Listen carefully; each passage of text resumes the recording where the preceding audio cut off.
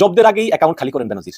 মানে যখন এই জব্দের আদেশ হয়, আদেশ তো দ্রুতই হয়েছে এবং সঙ্গে সঙ্গে জব্দ হয়ে গিয়েছে, কিন্তু জব্দের আগেই অ্যাকাউন্ট খালি করেন বেনজির।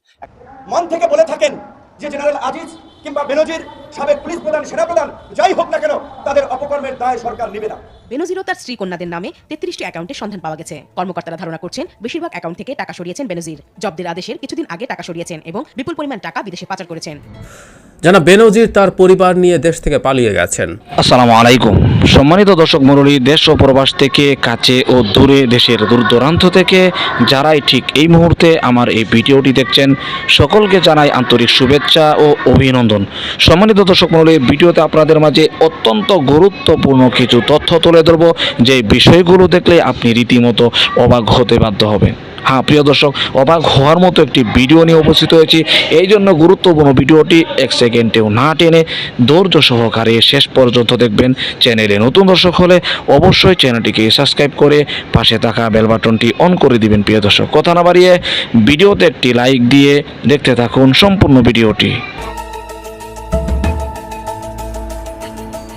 দুর্নীতির অভিযোগে অভিযুক্ত আলোচিত ও সমালোচিত পুলিশের সাবেক মহাপরিদর্শক বেনজির আহমেদ একটি গণমাধ্যমে অবৈধভাবে বিপুল পরিমাণ সম্পদের খবরে আলোচনা শুরু হয় বেনজিরের নামে। এরপর নড়ে চড়ে বসে দুর্নীতি দমন কমিশন। দুদকের আবেদনের প্রেক্ষিতে ঢাকা মহানগর সিনিয়র স্পেশাল জজ শামস জগলুল হোসেন বেনজির আহমেদ ও তার স্ত্রী মেয়ের নামে থাকা স্থাবর সম্পদ জব্দ করার আদেশ দেন আদালত। একই সঙ্গে তাদের ব্যাংক হিসাব ফ্রিজ করার আদেশ দেয়া হয়। বেনজিরের অবৈধ সম্পদ অনুসন্ধান করছে দুদক। এর মধ্যে বেনজির আহমেদ ও তার পরিবারের সদস্যদের বেনিফিশিয়ারি ওনার্স বা বিও হিসাব জব্দ করেছে Bangladesh securities and exchange commission. এখন বেশ কয়েকটি সংস্থা বেনজির ও তার পরিবারের সম্পদ ও ব্যাংক হিসাবের অনুসন্ধান করছে। বেনজির ও তার স্ত্রী কন্যাদের নামে 33টি অ্যাকাউন্টের সন্ধান পাওয়া গেছে। কর্মকর্তারা ধারণা করছেন বেশিরভাগ অ্যাকাউন্ট থেকে টাকা সরিয়েছেন বেনজির। জব্দের আদেশের কিছুদিন আগে টাকা সরিয়েছেন এবং বিপুল পরিমাণ টাকা বিদেশে পাচার করেছেন। এ খবর কিছু গণমাধ্যমেও প্রকাশ পেয়েছে। অভিযোগ আছে আইজিপি থাকার সময় তিনি বিপুল পরিমাণ টাকা বিদেশে পাচার করেছেন। দুদকের নথি অনুযায়ী পুলিশ ও র্যাবের প্রধান থাকাকালে বেনজির কিছু সম্পত্তি নিজের নামে সহ 90 ভাগ জমি কেনেন স্ত্রী, কন্যা ও আত্মীয় স্বজনের নামে।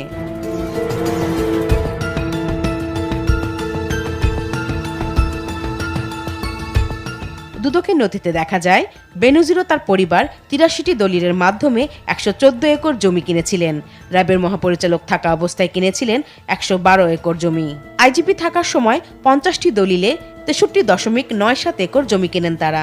2014 সালে ডিএমপি কমিশনার থাকার সময় 1.75 একর জমি অধিগ্রহণ করে তার পরিবার। দেশের বাইরেও বিপুল সম্পদ করার অভিযোগ আছে সাবেক এই আইজিপির নামে।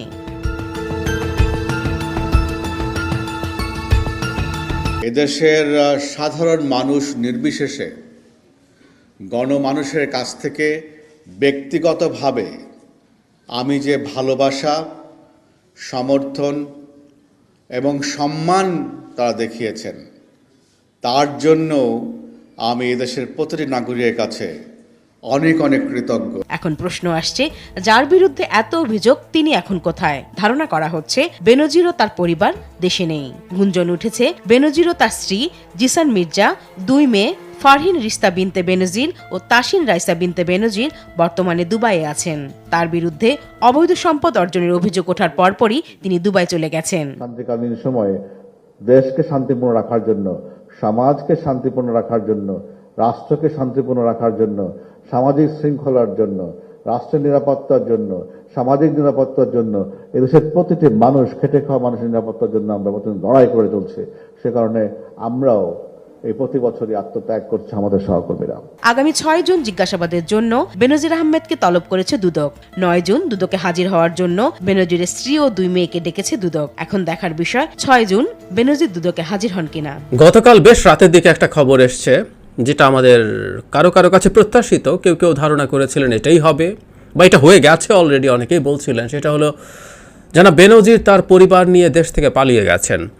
যখন একটা নিউজ এসেছিল যে তার বিদেশ যাওয়ার ক্ষেত্রে নিষেধাজ্ঞা দেওয়ার আবেদন করা হবে আদালতের কাছে, তখন অনেকেই এই শঙ্কা প্রকাশ করেছেন। আমি আমার একটা ভিডিওতেও বলেছি যে তিনি আদৌ দেশে আছেন কি না।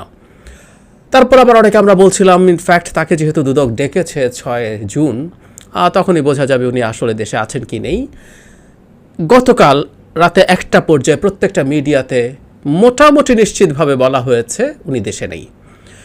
এক এক জায়গায় এক এক রকম তথ্য, কেউ কেউ বলছেন উনি দুবাই চলে গেছেন সপরিবারে, আরেক জায়গায় দেখলাম যে তিনি সিঙ্গাপুর গেছেন স্ত্রীর চিকিৎসার নামে, এবং এগুলো গেছেন যখন এই দুদকের যাবতীয় প্রসেস শুরু হয়েছে তারও আগে, মে মাসের শুরুর দিকে উনি চলে গেছেন, উনি আসলে দেশে নেই। আমি আসছি জনাব বেনজিরের কথায়, আমি এরকম আরেকটা পলায়নের ঘটনা মনে পড়লো তার পলায়ন দেখে, সেটা হচ্ছে পিকে হালদার। আমাদের মনে আছে এই লোক ব্যাংকে ছিলেন, তারপরে নন ব্যাংক ফিনান্সিয়াল যে ইনস্টিটিউট এগুলোতে ছিলেন, 3,500 কোটি টাকা অন্তত পাচার করেছেন বিভিন্ন দেশে, মূলত কানাডায়। সেই পিকে হালদার দেশ থেকে পালিয়ে গিয়েছিলেন। প্রথম কথা হচ্ছে তার আগে যখন তার বিরুদ্ধে মামলা হয়, 34টা মামলা মাথায় নিয়ে অতি 3 বছর পালিয়েছিলেন দেশের ভেতরে। পরে দেশ থেকে উনি পালিয়ে যান ভারতে, একেবারে রীতিমতো মানে অন্য কোনো বর্ডার টর্ডার চুরি করে ক্রস করে না, বেনাপোল দিয়ে পালিয়ে যান। মানে দুদকের যে চিঠি আছে তার বিদেশ ত্যাগের যে নিষেধাজ্ঞার যে চিঠি, সেটা পৌঁছার 13 মিনিট আগে, এবং হাইকোর্ট রীতিমতো দুদককে তুলোধুনো করেছিল যে দুদক তাকে পালিয়ে যাওয়ার সুযোগ করে দিয়েছে একদম ক্লিয়ারলি, কারণ দুদক চিঠি দিতে দেরি করেছে। এবং হাইকোর্ট বলেছে যে এই ইন্টারনেটের যুগে কাগজে চিঠি লিখে সেটা পাঠানো কেন। সুতরাং এই ধরনের একটা বাস্তবতা আছে। এবং আরেকটা ব্যাপার আছে এখানে ইম্পর্টেন্ট, সেটাও বলে রাখা ভালো। জনাব পিকে হালদার কিন্তু দেশে ফিরে আসতে চেয়েছিলেন, উনি আজও ফিরে আসেননি, ওনাকে আনা হয়নি, আমরা এভাবে বলবো। আসলে পিকে হালদারদের দেশে ফিরে না আসাই ভালো। ঠিক একই কারণে সম্ভবত জনাব বেনজিরকেও বাইরে চলে যেতে দেওয়া হলো। এর মধ্যে বেনজিরকে নিয়ে অনেক তথ্য সামনে এসছে। একটা আমরা দেখেছি, যেটা আমি আমার প্রথম একটা ভিডিওতে প্রেডিক্ট করেছি, যখন তার ব্যাংক অ্যাকাউন্ট জব্দ করা এবং তার সম্পত্তি ক্রোক করার আদেশ হয়েছিল, তখন বলেছিলাম তার ব্যাংক তো খালি করার জন্য যথেষ্ট সময় দেওয়া হয়েছে। জমি যেহেতু ট্রান্সফার করা এত সোজা না, ক্রেতা পাওয়া বিক্রি করা it's not that easy. So ওটা থেকে গেছে তার নামে, সে কারণেই আমরা সেই জমি এবং ফ্ল্যাটের সে অবিশ্বাস্য তথ্য পাই। কিন্তু একটা টিভি চ্যানেলের নিউজে দেখলাম তিনি 100 কোটি টাকার এফডিআর ভাঙিয়ে বেশ আগেই তুলে ফেলেছেন, এবং সেগুলো মানি লন্ড্রিং করে মানে পাচার টাচার করে দিয়েছেন। আবারও বলি, এই 100 কোটি টাকা, তার যে 600 কত একর বা বিঘা জমি, 4টা গুলশানের ফ্ল্যাট, আরও কোথায় কোথায় কী যেন আছে, এগুলো সব আসলে দেশে থাকা সম্পদের এক অংশ। বিদেশের কয়েক গুণ সম্পত্তি উনি এর আগেই পাচার করে রেখেছেন, কোনো সন্দেহ নাই। এইটুকু বুদ্ধি জনাব বেনজির না, তার চেয়ে অনেক বোকাশোকা লোকেরও থাকে। আর রীতিমতো এই লোক ভয়ঙ্কর কানিং একজন মানুষ, তার এই বুদ্ধি না থাকার কোনো কারণ নেই। কিন্তু টাকা তুলে ফেলেছেন এবং সেগুলো নিয়ে গেছেন। পরিস্থিতি আমরা বুঝতে পারি। এখন ঘটনাটা কি হয় আসলে, এইসব লোকজনের প্রচুর লোকজন ইনফর্মার ছড়িয়ে আছে বিভিন্ন জায়গায়।